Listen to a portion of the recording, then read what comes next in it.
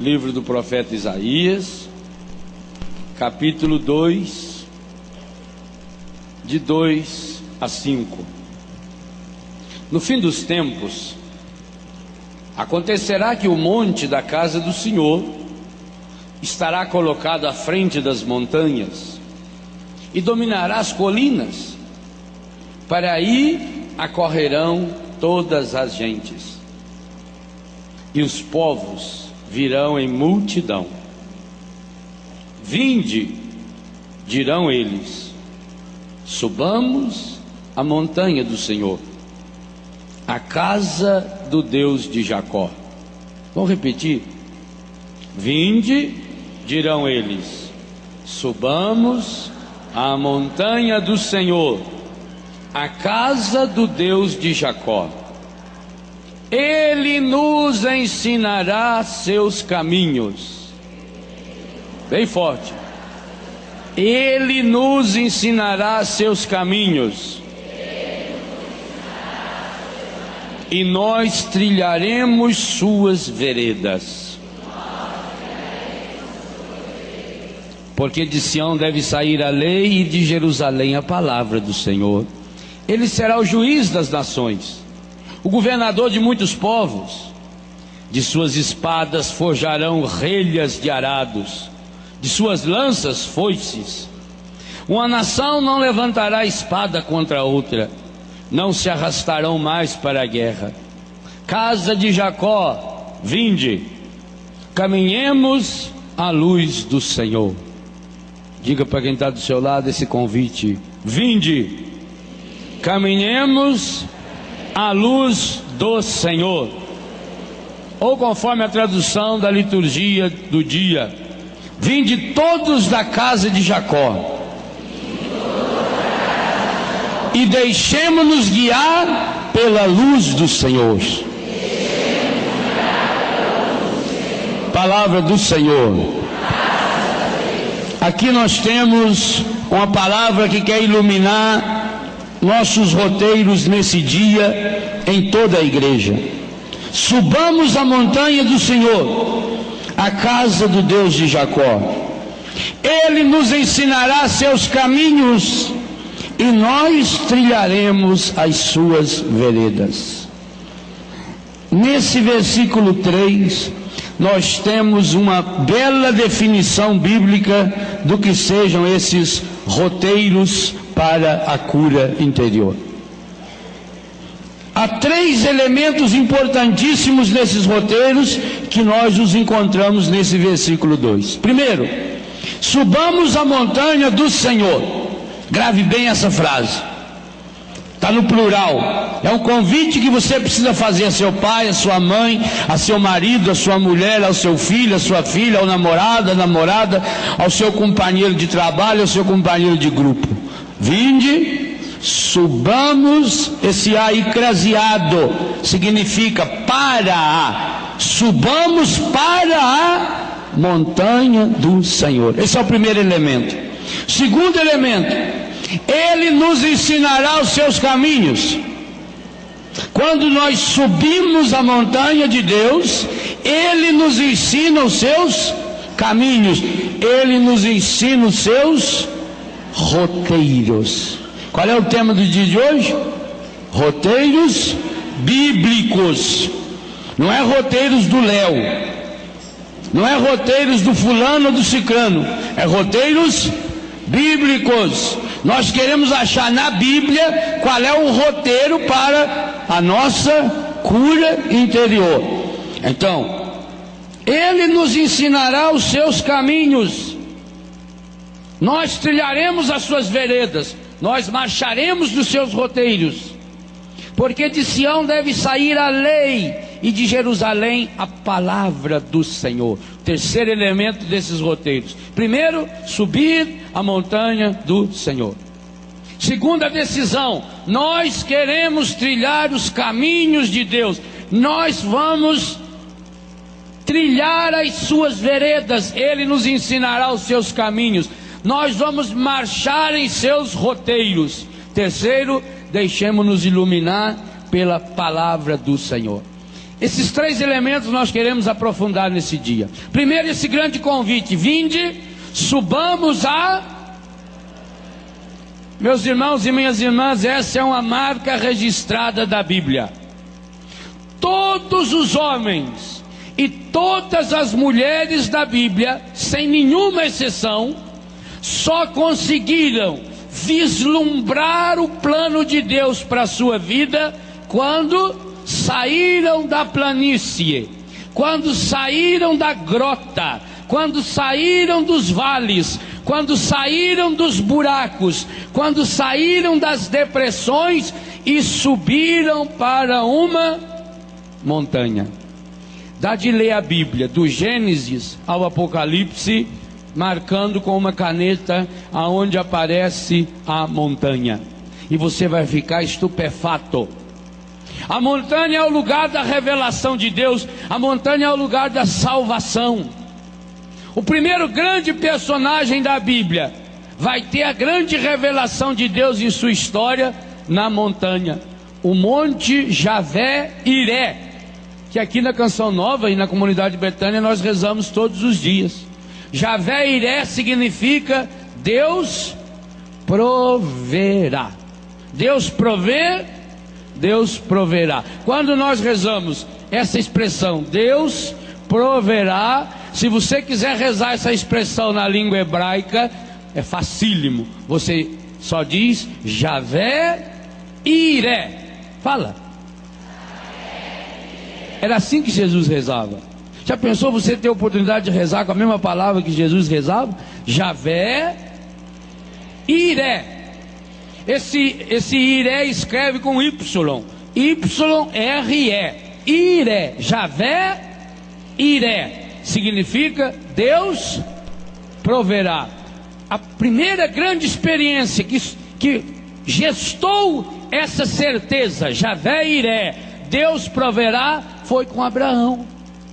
Abraão vivia no buraco, Abraão vivia na planície, Abraão vivia perdido, Abraão não tinha perspectiva de vida. Abraão já tinha 80 anos de idade, sua esposa 80 anos de idade. Abraão não tinha filhos, Abraão não tinha terra, Abraão não tinha nada. Abrão ainda, né? Abrão era um homem frustrado, Abrão era um homem derrotado, mas ouviu a ordem de Deus, a mesma ordem que nós acabamos de ouvir, primeira leitura de hoje, profeta Isaías, quando Deus disse para Abrão: sai da tua terra e vai aonde eu te mostrarei. Veja essa imagem que o Flavinho teve para a Luzia, que a Luzia colocou para todos nós. Quando eu tenho a coragem de colocar essa atitude, o estar de joelho não significa ficar com o joelho dobrado no chão.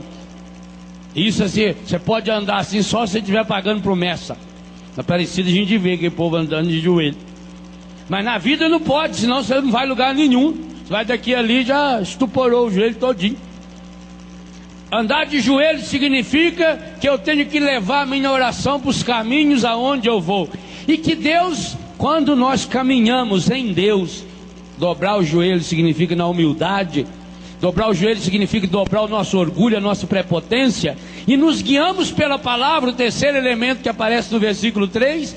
Deus vai abrindo os nossos horizontes. E foi isso que Deus falou para Abrão: sai da tua terra e vai aonde eu te mostrarei. E Deus mostrou esse lugar. E Abrão, apesar de ser um senhor de idade, apesar de ser velhinho, apesar de ser sem nenhum filho, apesar de sua esposa ser estéril, Abrão acreditou. E São Paulo vai dizer que ele, porque acreditou, Deus só veio ao encontro da sua fé. Deus veio ao encontro da sua esperança. Esperou contra toda esperança. E quando Abrão já estava na terra prometida, quando Abrão já estava agora com um filho, Abrão recebe uma ordem de Deus que parece um absurdo: suba para a montanha, leva o seu filho único Isaque, leva lenha, e lá você vai sacrificá-lo para mim. Ah, meus irmãos, pensa bem, você recebeu uma ordem dessa. Às vezes acontece na sua vida uma situação difícil, uma desgraça aos olhos do mundo, você já se rebela contra Deus. Por que Deus permitiu que isso acontecesse comigo? Tanta gente ruim no mundo, por que logo fulano foi morrer? Como quem disse, se fosse eu, escolhia outro para morrer. Nós somos egoístas demais. Pois Abrão teve a coragem de subir a montanha e levar o seu filho e preparar a oferenda. E quando já estava pronto para sacrificar Isaque, Deus disse para ele: não levanta mais a mão contra o menino. Eu sei quem você é, Abrão. Agora você já é Abraão, esse novo homem. E Deus dá um cordeiro que estava preso para que Abrão sacrificasse. E daí veio essa expressão Javé-Iré. Isaque perguntou: pai, nós estamos levando a lenha, nós estamos levando tudo, nós estamos subindo para o monte, mas aonde está a oferenda? Muitas e muitas vezes na vida nós vivemos a mesma situação, meus irmãos. Nós não sabemos que passo dar em nossa história. Parece que tudo está fadado ao fracasso. Mas Abraão teve uma certeza, e essa certeza ele quer nos ensinar: Javé-Iré, que significa Deus proverá, Deus cuida de mim, minha vida está nas mãos de Deus. E depois que Abraão subiu a montanha, Abraão agora, nunca mais a sua vida foi a mesma. Por quê? Por que Deus mandou ele subir a montanha? Porque só quando a gente... Por que eu estou aqui no lugar mais alto que vocês? Eu sou melhor que vocês? Muito pelo contrário. Mas que daqui eu posso ver os horizontes, e daqui as pessoas podem me ver.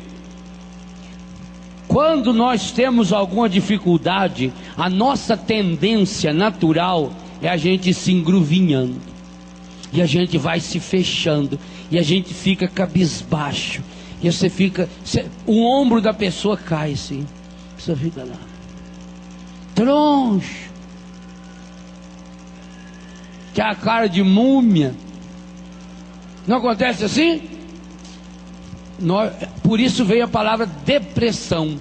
Depressão significa um buraco cheio de pressão em cima ainda.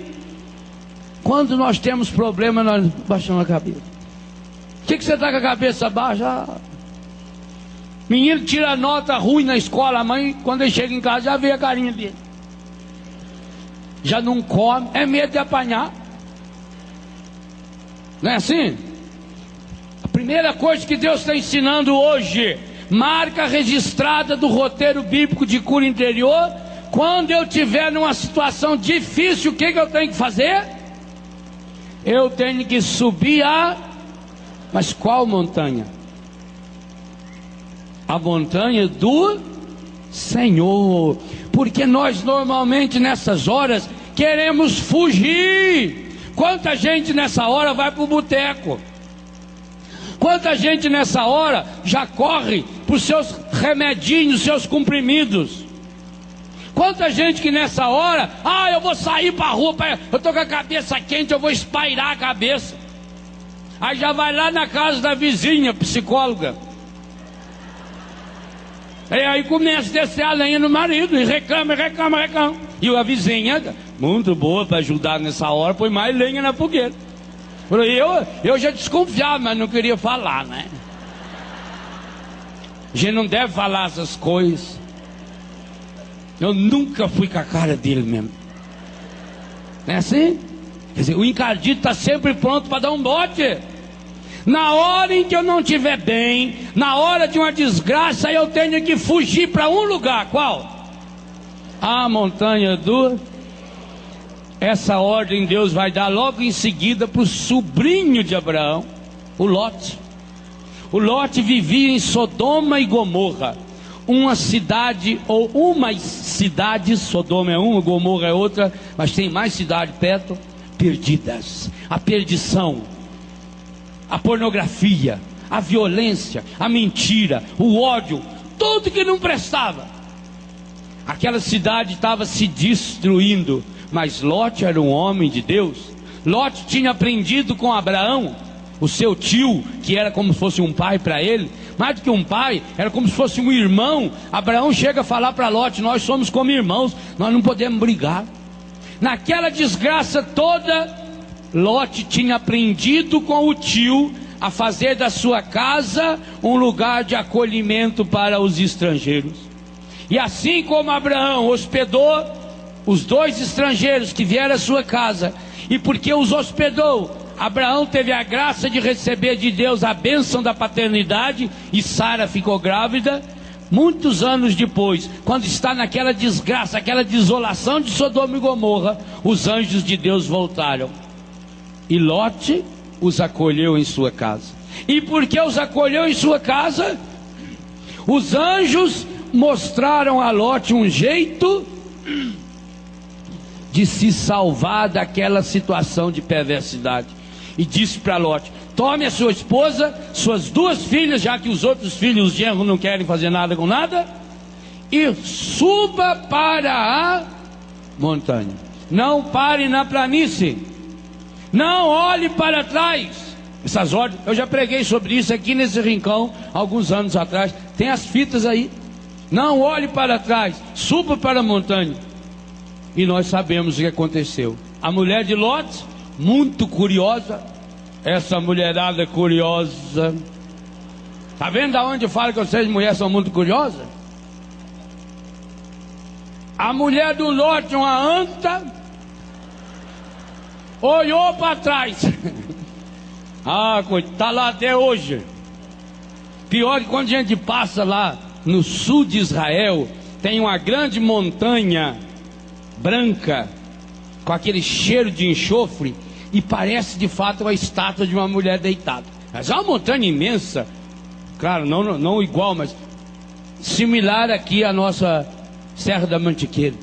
A gente vê de fato, é claro, a gente já vai com essa influência na cabeça. Quando a gente sabe que é lá, a gente olha, parece mesmo, parece mesmo. Uma mulherzona lá com os negocinhos grandão assim, deitadona, tá lá, uma estátua de sal. Cresceu muito a mulher do Ló, é enorme, maior que um rancão novo. A mulher de Ló olhou para trás, aconteceu o quê? Virou uma estátua. Aonde foi que o Ló se salvou? Na montanha. Subiu a montanha, refugiou-se na montanha. Todos os homens de Deus, Moisés, Êxodo capítulo 3, inclusive é o primeiro capítulo de exercício prático aqui do livro Roteiros Bíblicos de Cura Interior. Moisés pastoreava o rebanho do seu sogro Jetro. Moisés já tinha 40 anos. Moisés tinha uma vidinha de nada. Aliás, quando você lê Êxodo 3, os verbos usados são espetaculares, porque mostra que Moisés era um homem apagadão. Moisés era um sujeito que não estava nem aí com nada. Moisés já tinha 40 anos de idade, não tinha nada dele, não tinha nem um cabrito. Você vê um homem que chega aos 40 anos, não conseguiu nem comprar um cabrito, tem que dar um tiro no ouvido. Ô, lerdão! Em Minas íamos dizer que ele era um mandrião. Moisés era gago para trabalhar também. Lerdo, que era uma coisa medonha. Então o serviço dele era cuidar do rebanho do sogro. Está aí na sua Bíblia, Êxodo capítulo 3. Ou aqui, primeiro capítulo prático do livro Roteiros Bíblicos de Cura Interior. Mas nós sabemos por que Moisés era esse mandrião. Por que Moisés era preguiçoso? Moisés tinha muito trauma. Moisés teve traumas já dentro da barriga da mãe dele, porque tinha uma ordem do faraó: a mulher israelita que ficasse grávida tinha que matar a criança. Vocês imaginam a gravidez inteira, o tanto que a mãe do Moisés escondeu a gravidez. Vocês sabem que antigamente as mulheres tinham muito vergonha de ficar grávida, porque a pessoa via grávida e falava: nossa, o que será que andou fazendo? Por isso que inventaram essas roupas que parecem cortina de bujão de gás. Essas batas, entendeu? Que aí põe aqui assim, que ele fica tudo franzido, né? Para disfarçar. Quantas das nossas mães enrolavam a faixa para disfarçar?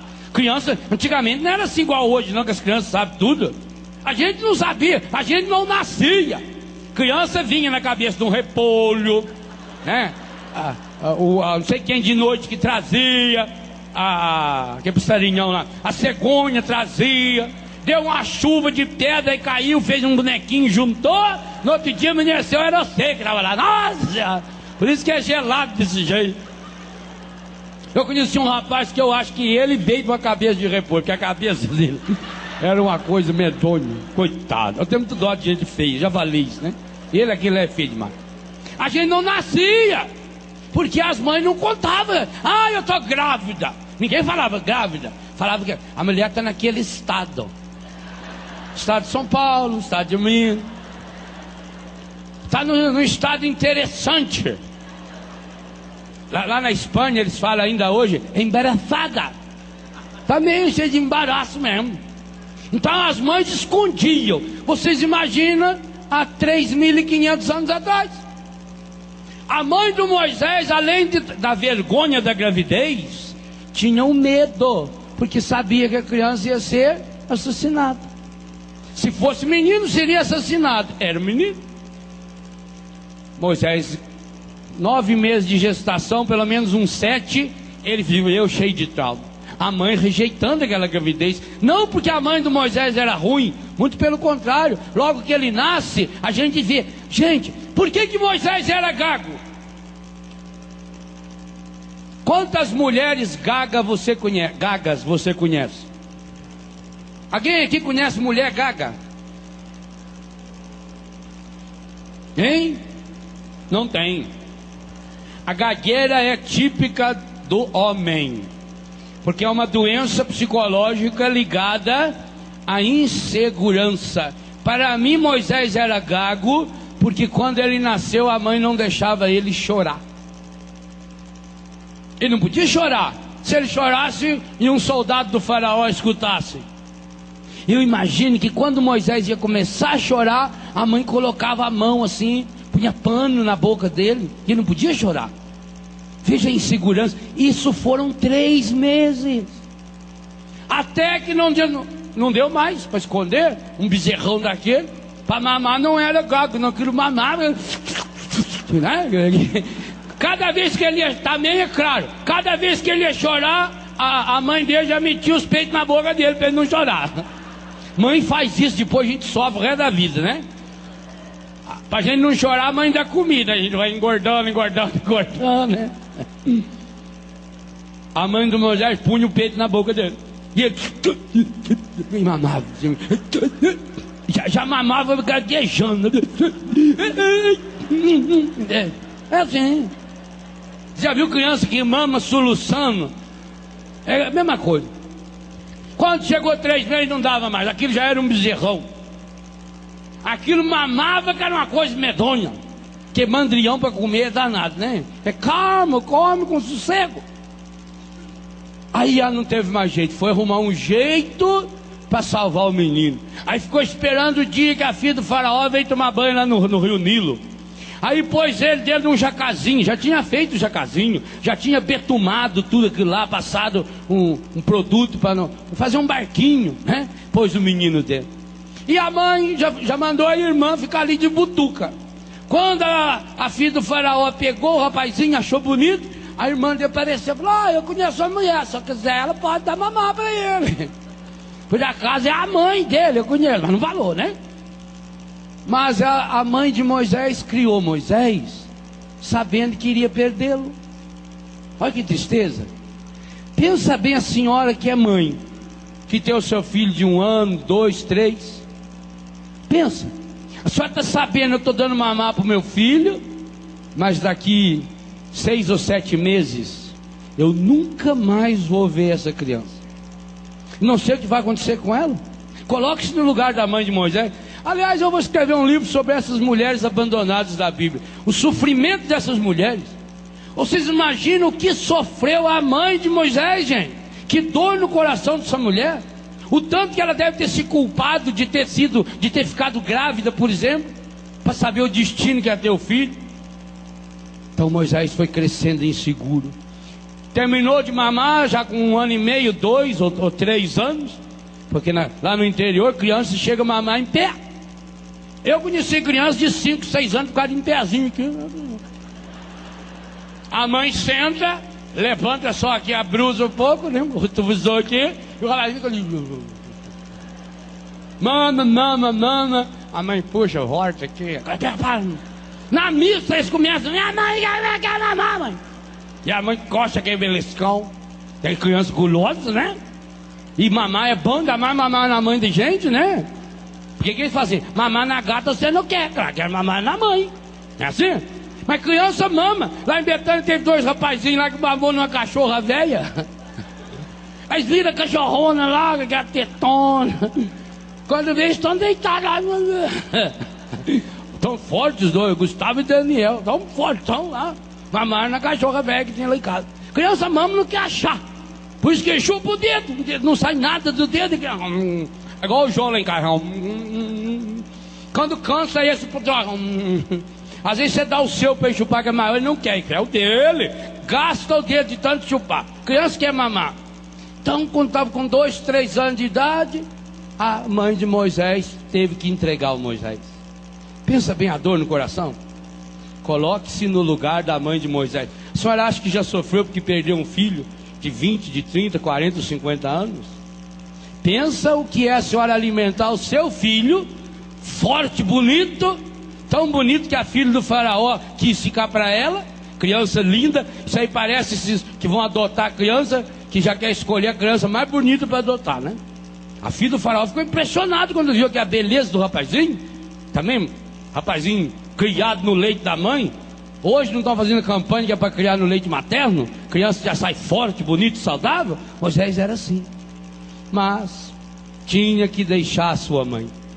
Vocês imaginem a infância de Moisés. Vocês imaginam quantas vezes o Moisés não deve ter chorado e a filha do faraó não deve ter dado uns tapas na cara dele? Cala a boca, senão eu mando você de volta com sua mãe. E se você for de volta com sua mãe, eu vou te estroncar, você é filha da mãe. Coitado do Moisés. Por isso que o Moisés cresceu lerdão. Moisés não sabia resolver problema. Quando ele já estava moço, fortão, à toa, porque não fazia nada. Moisés não fazia nada. Moisés com 20, 30 anos de idade não fazia absolutamente nada. É igual esses rapazes que a mãe cria aí, que ficam com 16, 17 anos, que a mãe chama ainda por apelidinho, bebê, neném. Quer cafezinho com leite? Aqui mostra aquele homem de 1,90 m, calça 46. E a mãe ainda lava o tênis dele. Ah, sem vergonha. Entra no quarto dele, a cirola dele tá jogada lá em cima, tá tudo e a mãe vai lá e limpa, e arruma, e lava o tênis, que a prancha dele, desse tamanho assim, que pé de pato, né? Pato não deve ofender pato, porque pato é o bicho mais inteligente que tem na terra. Você já sabe disso, né, Flavinho? Pato nasce com os dedos grudados só para não pôr aliança, a não casar. É o bicho mais inteligente que tem na terra, é pato. Então, o menino está lá com aquele peção 44, 46, não faz nada. Moisés era assim, fazia nada. Aí, ele estava passeando à toa, viu 2 hebreus brigando, o que ele fez? Matou um. O sistema de Moisés de apartar a briga é o mais eficiente que existe. Ele parece aquele secretário do Maluf lá que está na televisão, um pedaço de porrete já nas costas aqui, vai indo, aí cabe na nuca do coitado do jornalista, né? Tá para 6 pontos. Moisés era pior do que esse de secretário do Maluf. Esses também são da mesma raça, né? Moisés matou um. 2 filhos tá brigando, deleta um, elimina-o. Pronto, partiu a briga. Marido e mulher tá brigando, fala assim: ô papai mandou dizer que é isso, tá aqui, você mesmo. Meta a na cabeça. Moisés fez isso. Aí no dia seguinte, quando ele já foi se intrometer na vida alheia também, porque quem não tem o que fazer, vive intrometer. Quem tem problema mesmo para resolver, não tem tempo para ficar preocupado com a vida dos outros, não. Mas quem não tem o que fazer, se ocupa em não fazer nada, em atazanar a vida alheia. O Moisés estava nesse nível aí. No outro dia, quando ele vai dar palpite na briga lá, o rapaz virou para ele e falou: o que você está pensando? Você pensa que nós não vimos que você matou ontem o hebreu lá? Não, o egípcio? Vai matar nós também? Aí o Moisés medroso fugiu. Olha bem que personagem é esse Moisés. Chorão, manhoso, gago, preguiçoso. Encostava, que ele era um parasita, que ele não fazia nada. É igual aquele passarinho que choca no ninho do outro lá. Aquele passarinho, aquele chupim, aquele negão grandão assim. Chupim é um passarinho danado. Ela, a chupina, a feminina, ou é chupona, não sei. A chupona vai lá, bota o ovo dela no ninho da currila. Currila é aquele passarinho desse tamanho assim. Aquele ovão, eu não sei como é que é. Também a currila tem que aprender porque é burra. Sabe se quer não ver um ovo daquele? Fala, você não é meu não, louco. Se a pessoa, se eu botar um ovo desse tamanho, para uma galizezinha botar ovo de ganso, a currila olha aquele ovão lá, é o ovão da chupona. E a currila choca. 14 dias depois nasce um chupinzinho feio, uma coisa medonha, a cabeça de repolho enorme, uma cabeçona desse tamanho tem um chupim. Come mais do que Moisés, fica lá o tempo todo aquele. E a currila muito pequenininha, ela voa, que é por isso também que ela é pequena, é magrinha. Tanto que ela voa para achar minhoca, acha isso, acha aquilo. Tudo que dá na boca do chupim ele quer mais. Daqui a boca quando aberta. O bicho feio aquele passarinho, né? Pois tem gente que é um chupim daquele. Tem filho chupim, marido chupim, irmão chupim, empregado chupim, sócio chupim, raça de chupim. Moisés era um chupim medroso. Quando viu que a situação estava ficando feia pro lado dele, fugiu. Aí ele fugiu, chegou lá na casa do parente lá dele, a mulher bonita, Séfora. Coitado, né? O nome da mulher do Moisés. Por isso que ela não tinha casado ainda. Séfora. Se a pessoa se apresentar uma moça, como é o seu nome, bem? O meu nome é Séfora. Bem feito. O Jetro não gostava da filha, porque papou o nome dela. Aí, eu tenho uma filha aí, se quiser. Bem, eu estou mesmo numa situação difícil. Quem não tem cão, casa com Séfora. Casou com a Séfora. Aí casou com a Séfora, agora já estava com 40 anos, mas não tinha produzido nada que prestasse na vida ainda. Ficava apacentando o rebanho do sogro. Meu filho, quem é que cuida bem da coisa do sogro? Pensa! Um dia eu cheguei na casa de uma moça, ela falou para mim: viu, o senhor vive falando de sogra? Eu gosto da minha sogra. Eu estou fazendo esses doces de leite que é para minha sogra. Depois eu descobri que a velha tinha diabetes. Olha que pecado. Isso é pecado? Mandar doce para a sogra? Cheguei, é que eu gosto da minha sogra. Coitado da velha com diabetes. O Moisés cuidando do rebanho do sogro. Cuidava direito? Cuidava nada. Estava lá sentando, nem aí, sossegado. Mas naquele dia, ele teve coragem de ir além do deserto. E quando ele foi além do deserto, aonde ele chegou? A montanha de Deus, o Horebe, o Sinai. E quando Moisés chegou na montanha, gente, aí que é uma coisa espetacular. Eu queria que você meditasse muito na linha, no roteiro que eu ensino no livro, para esse capítulo 3 de Êxodo. Porque quando ele tem coragem de ir além do deserto, aonde é que Moisés encontra Deus? Deus aparece para ele num trovão? Deus aparece para ele num relâmpago? Deus surge na frente dele, saindo do chão, e dá um estrondo e fala: Moisés! É assim? Não. aonde ele encontra Deus? O que é uma sarça? Sarça é um arbusto parecido assim com um pezinho de vassourinha do mato, uma guanchumbinha seca, pega fogo fácil. E no deserto, ainda mais numa montanha lá em cima, o sol reflete mais forte. Então qualquer pedrinha que bate o sol, reflete naquilo, pega fogo. Você não vê que lá no meio do pasto, lá na roça, pega fogo de vez em quando? Às vezes a pessoa pergunta, quem será que põe fogo lá? Ninguém.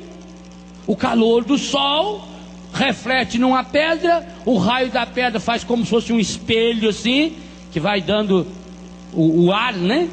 Está na planta, pega fogo. Moisés ficou impressionado, ele parou para contemplar aquela sarça seca. Gente, esse galinho aqui ainda é mais bonito, que esse galinho está cheio de semente. Era uma coisa seca, esturricada. Mas ali Moisés parou. Por quê? Porque Deus estava na sarça só? Não, porque Moisés teve a coragem de subir na montanha, saiu da planície, saiu da mesmice. Deus já estava lá esperando Moisés, fazia muitos anos, mas Moisés estava 40 anos, gente, 40 anos é uma vida, 40 anos, por isso que o número 4 e o 40 na Bíblia, todo múltiplo de 4 na Bíblia é um número forte.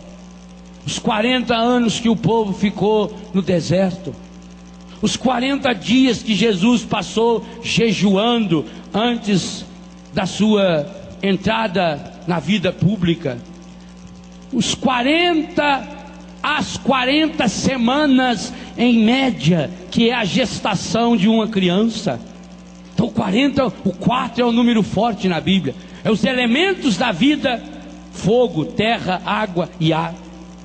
Moisés estava uma vida inteira na mesmice, na planície. Moisés estava 40 anos com o seu braço cruzado. Moisés estava 40 anos reclamando da vida. E você está há quanto tempo assim? Quantos de vocês já entraram na mesmice? São pior do que Moisés. E a pessoa que vive na mesmice, a pessoa que vive na planície, a pessoa que não se impulsiona para subir a montanha. E o interessante é que Isaías faz o convite aqui no plural: subamos, vinde, subamos a montanha do Senhor. Significa que você precisa levar seu marido, sua mulher, seu filho, sua filha, seu sogro, sua sogra, as pessoas que convivem com você, levá-las a enxergar a vida na perspectiva de Deus. Isso significa a montanha. A montanha na Bíblia significa descobrir a perspectiva de Deus. Por isso que Jesus vai ter sua vida marcada pela montanha. Onde é que Jesus ia rezar? Lucas 6:12. Jesus retirou-se para a montanha e passou ali a noite inteira em oração a Deus. Aonde foi que Jesus se transfigurou? Foi na baixada? Foi na grota? Foi na valeta? Não, foi na montanha. Agora, é fácil subir a montanha? Basta deixar o carro lá embaixo na cidade e subir essa ladeirinha a pé aqui. Tem gente que chega aqui, tem que parar uma. Meu Deus do céu, eu falo de ar. Também come demais, bebe demais, fuma feito condenado.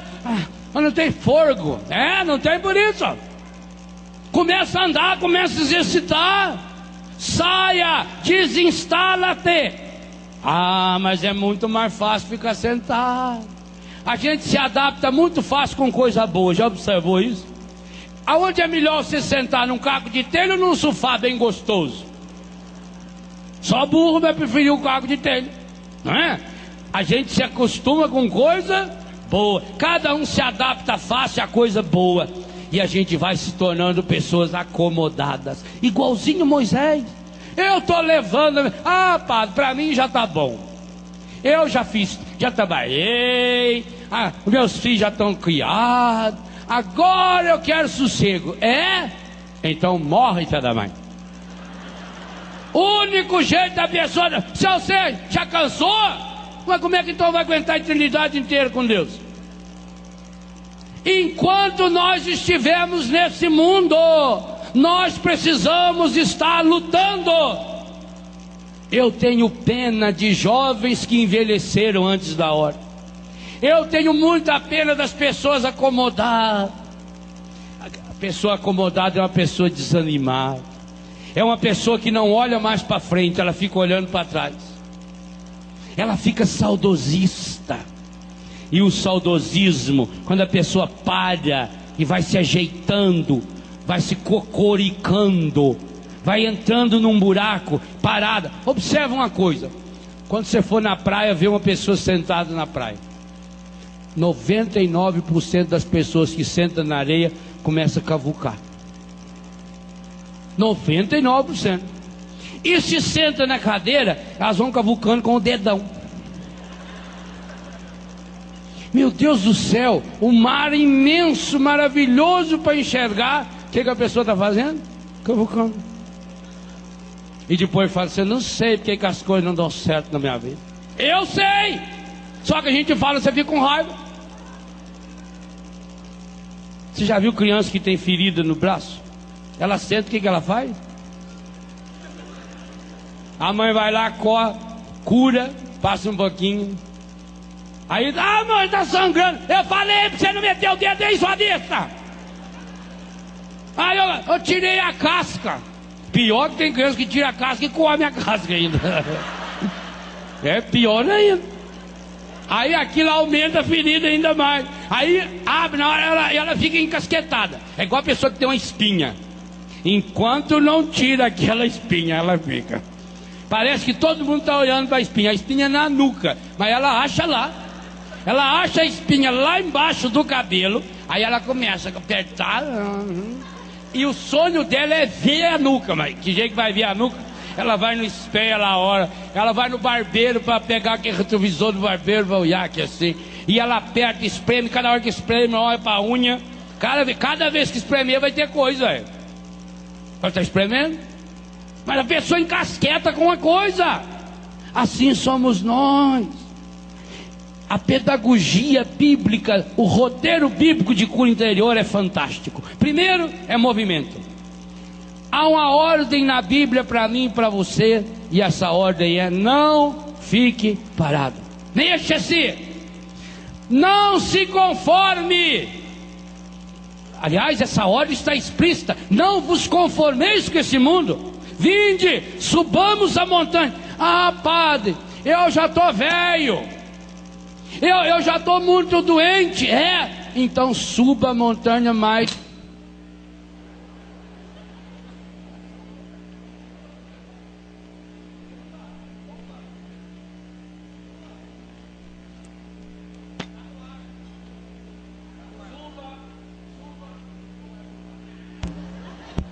Suba a montanha. Aê. Isso aí é porque vocês hoje estavam aplaudindo um pouco. Aí eles já dão um jeito de... Isso aqui é técnica, viu? Pode ficar... É tudo combinado aqui já com os cameramen. Acontece com a vida isso também. Cochilou, o cachimbo cai. A vida cristã é igualzinha a andar de bicicleta. Aliás, eu escrevi sobre isso no livro Rezando a Vida. Fiz a oração da bicicleta. A bicicleta, para manter em pé em cima da bicicleta, precisa estar pedalando. A vida cristã é assim. Na hora que você cansou e parou de pedalar, ótimo, descansa. Só que cai. Ó, estão brigando lá que não estão escutando. Já que eles arrumam para vocês, viu? Fica sossegado. A vida cristã é a mesma coisa que andar de bicicleta. Aí, que beleza. A vida cristã é a mesma coisa que andar de bicicleta. Se eu não presto atenção para andar de bicicleta, primeira coisa, por que quando a gente está começando a andar de bicicleta, a gente precisa de uma rodinha aqui do lado, ou de alguém que segure? Assim também na nossa vida espiritual, nós precisamos de alguém. Por isso o plural, vinde, subamos. Outra coisa, a gente precisa aprender a olhar para frente. Normalmente, eu me lembro quando eu estava aprendendo a andar de bicicleta, eu rebentei o pneu da bicicleta na quina assim do paralelepípedo, porque ficava olhando para baixo. Quando você vai andar de bicicleta, você tem que aprender a olhar para frente. É a mesma coisa que dirigir carro. Você já notou que tem gente que acha que precisa olhar o pedal para ver aonde que pisa? Não, tem que olhar para frente, senão você não pisa, senão você vai bater o carro. Para a bicicleta você tem que olhar para frente. Também na vida espiritual, eu tenho que olhar para frente, mas não olhar para frente no buraco, porque quem está no buraco e olha para frente, a única coisa que vai ver é buraco. Você já notou que tudo que não presta corre para o buraco? Vocês não viram a foto do Lula, que depois que comeu um bombom, olhou o buraco? Parece o pessoal que veio na Canção Nova. Larga o chão aí que é um espetáculo, né? Os parentes do Lula ali. Em vez de ser Lula lá, tem que os Lula ali. Joga a sujeira no chão. A hora que vem um vento, leva para onde? Para o buraco. Tudo que não presta vai para o buraco. Você, se quer achar um sentido novo para a sua vida, saia do buraco. E vai para onde? Subamos. Que montanha? Por exemplo, um dia como hoje, num lugar como esse, é um estágio na montanha do... Agora é muito importante, e por isso que eu tenho muita pena de algumas pessoas que fazem um sacrifício danado, vêm de longe, passa a noite inteira viajando e chega aqui num lugar sagrado como esse e não aproveita o dia. Que pena. E além de atrapalhar os outros, porque só quer as coisas exteriores, não se aprofunda, não deixa a oração entrar no coração. A gente via aí na oração da manhã, quanta gente andando, quanta gente conversando na hora da oração. Que pena. Você vem na montanha do Senhor, mas saboreia o que o Senhor quer falar para você. Hoje você tinha que fazer uma pergunta para você: o que o Senhor quer falar ao meu coração no dia de hoje? Porque o que é um roteiro? Um roteiro é um mapa. Você, por exemplo, se o motorista do ônibus que trouxe você, ele nunca veio a Canção Nova, ele saiu lá do interior de São Paulo, de Minas, da Bahia, lá da onde você veio, como é que ele chegou aqui? Porque ele tinha na mão um mapa, um roteiro. E quem fez esse mapa? Quem fez esse roteiro? Alguém que já fez a viagem. Tanto que diz, olha, se você vai lá para Cachoeira Paulista, você está aqui em Varginha, Minas Gerais, você pode ir até Pouso Alegre, lá você vira à esquerda, atravessa Itajubá, desce a Serra da Mantiqueira, depois de Piquete você entra à esquerda. Mas tem um outro que fez essa mesma viagem aqui por Cruzeiro, por Campanha. Disse, olha, a estrada não é tão boa, não é pista dupla que nem a Fernão Dias, mas a distância compensa bem, isso dá uns 60 quilômetros a menos, então vale a pena. Quer dizer, o roteiro é feito por alguém que já fez o caminho. Então tem gente que até quando vai vender a passagem, vende junto um mapinha. Olha, aqui está o nosso mapa, aqui está o roteiro que nós vamos seguir. Nós vamos reunir às 6 horas da tarde em frente da igreja, às 7 horas o ônibus sai, nós vamos parar à meia-noite lá no restaurante da avó do Cunha, lá não sei das quantas, para tomar o café. Depois às 7 horas da manhã nós vamos tomar café lá em Piquete, ou lá em Lorena, ou lá em Resende. E às 8 horas nós vamos chegar na Canção Nova. Às 5h15 em ponto. Se alguém faltar azar nada. E depois a chefe fica desesperada. Tá faltando, não chegou ainda. O ônibus vai estar lá para nós ir embora. Então você tem um roteiro. Agora só receber o roteiro adianta? Não. Você precisa receber o roteiro. Você precisa seguir o que manda o roteiro. Mas você precisa fazer a experiência. Então um roteiro é um caminho que alguém já fez e que deu resultado. Por que que nós tomamos roteiros bíblicos? Porque eu não vou pegar um roteiro de alguém que deu errado. Sabe o que acontece com muitos de nós? Nós pegamos para a nossa vida roteiros estragados. E vou dizer uma coisa com muita sinceridade e dor no coração para você, meu irmão, minha irmã, que está aqui ou em casa. Muitos de vocês hoje estão num buraco, estão deprimidos, estão angustiados, estão entristecidos, estão desanimados, porque estão seguindo o roteiro do encardido. O roteiro do encardido, a Bíblia mesmo diz, é um caminho largo, é fácil. Nos momentos difíceis, o encardido se oferece para carregar você no colo.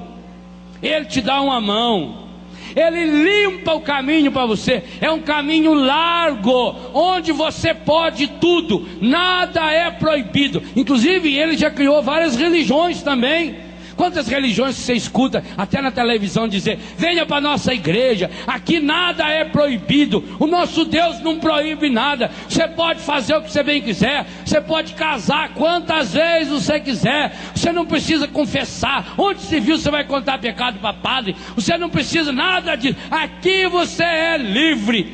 Essas religiões de fundo de quintal vivem pregando essa falsa liberdade. O encardido gosta de fazer isso. Só que está lá no Salmo 1, os dois caminhos. O caminho para Deus, meus irmãos, é um caminho difícil. Olha o símbolo lá atrás. Nunca você vai estar aqui na Canção Nova, nunca você vai assistir uma transmissão da Canção Nova em que a imagem que mais apareça na sua tela não seja aquela lá. Nunca você vai participar de uma missa sem que em cima do altar ou atrás do altar esteja aquela imagem lá. A igreja não engana ninguém. A igreja católica, a única fundada por nosso Senhor Jesus Cristo, não engana ninguém. Ela diz: o caminho é difícil, não é fácil. Ela diz para você: se você quiser chegar onde ele chegou, você vai ter que passar por onde ele passou. E o caminho dele é tão difícil que ganhou até um nome: Via Sacra, Via Crucis, Estrada da Cruz. Quando a gente vai a Israel, e eu convido você a ir a Israel quando puder, se quiser ir conosco, vai ser uma honra, uma alegria muito grande. Mas um dia na sua vida, você que não for, vai. Faça o possível e o impossível para ir na terra de Jesus. E quando você for, peça a quem estiver coordenando o grupo que faça a Via Sacra pelas ruas de Jerusalém. É dificílimo fazer Via Sacra. Hoje ainda é muito difícil, porque você tem que atravessar aqueles bairros cheios de comércio, aquele povo falando o tempo todo. Você tem que se ajoelhar, daqui a pouco está buzinando para passar aquele carrinho em cima da estrada da Via Sacra. Ninguém respeita nada, não. Mas eu não tenho uma vez que eu fui a Israel que eu não faça a Via Sacra. Sempre. Por quê? Porque também aqui nós temos um sinal: o caminho é difícil. Jesus não promete facilidades. O mundo de hoje está buscando as coisas fáceis. Os roteiros bíblicos nos ensinam: não é fácil, é difícil. Porque a subida é fácil subir? Não. Principalmente para a pessoa que é mais gorda, para a pessoa que já está mais velha, para a pessoa que tem um problema no coração, por exemplo, vai ter que subir devagarinho, mas tem que subir. Talvez você vai precisar de uma bengala, mas tem que subir. Talvez você vai precisar de uma cadeira de rodas, mas tem que subir. Talvez você precise que alguém carregue você, feito aqueles amigos carregaram no colo aquele paralítico e abriram lá um buraco no telhado e desceram. Mas tem que subir, meu irmão, minha irmã. O que não pode é você continuar parado na planície, porque você vai afundando cada vez mais. Por que você fala assim: ô padre, por que será que tudo na minha vida dá errado? Por que será que eu tenho tanta desgraça? Porque eu estou sentado aqui no buraco. Fica sentado no meio do buraco. Você vê na beira da estrada tem uma poça de lama bem grande. Aí você senta lá do lado. Aí passa aquele carro em alta velocidade, vai espirrar a lama aonde? Aí você continua ali, você limpa o óculos, continua xingando aquele carro que passou, e vem outro carro e passa, e você começa a xingar, e vem o terceiro carro e passa, o quarto carro e passa, e aí vem um amigo seu, você senta ele, senta aqui, olha o que aconteceu comigo, eu sabia que essa ruim mesmo, veio um sapato ordinário, pastor jogou, se sujou de mim, e depois veio um segundo, porque eu sofro desde pequeno. Eu lembro quando eu era pequenininho, eu estava sentado na beira da estrada, passou o homem da bagageira e já sujou. Meu filho, você é burro desde pequeno, né? Saia de perto da lama, saia desse buraco. Enquanto você continuar na lama, nem Deus pode fazer algo por você. Se você não tiver essa coragem de subir a montanha do Senhor, porque Ele vai nos ensinar os seus caminhos. Mas como é que você quer aprender os caminhos de Deus lá na beira da lama? Como é que você quer aprender os caminhos de Deus se você está sentado, amarrado, com essa pedra em cima da cabeça?